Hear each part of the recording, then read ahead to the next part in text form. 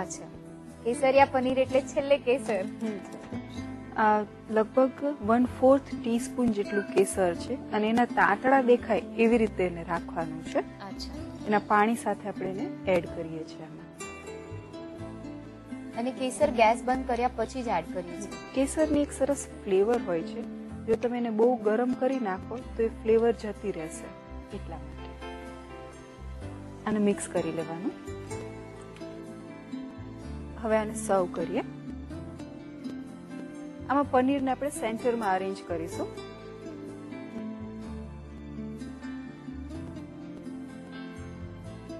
હવે આ જે ગ્રેવી છે એ આમાં ઉપર નાખીશું.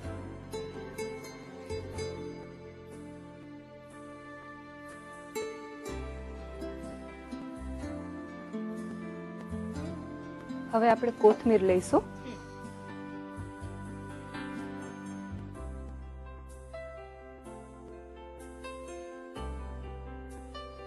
ઉપરથી થોડું કેસર ફરીથી નાખીએ છીએ. અત્યારે આપણે આ ગ્રેવીની અંદર પનીર સર્વ કરી રહ્યા છે. આ ગ્રેવીમાં વેજીટેબલનું કોમ્બિનેશન કેવું લાગે છે? ખૂબ જ સરસ લાગે છે. આ ગ્રેવી એવું કહેવાય કે ધીસ ઇઝ યુનિવર્સલ ગ્રેવી. આમાં તમે બાફીને તળેલા બટેટા એટલે કે જેમ દમ આલુમાં બટેટા લો છો એ રીતે પણ લેવાય. મિક્સ બોઇલ્ડ વેજીટેબલ્સ, ગાજર, ફણસી, વટાણા એ પણ સરસ લાગે છે. અને ઇવન તમે કોઈ સ્પાઇસી કોફતા એટલે કે સ્પેશિયલી ચીઝના કોફતા હોય તો એ પણ આની સાથે ખૂબ જ સરસ રીતે બ્લેન્ડ થાય છે. સર્વ કરીએ.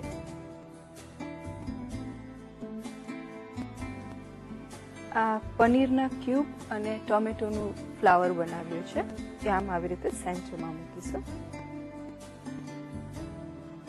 તો ઈશા, તૈયાર છે કેસરિયા પનીર.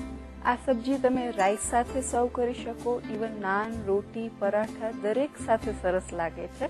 અને કંઈ ના હોય તો એમને જ રેલિશ કરો.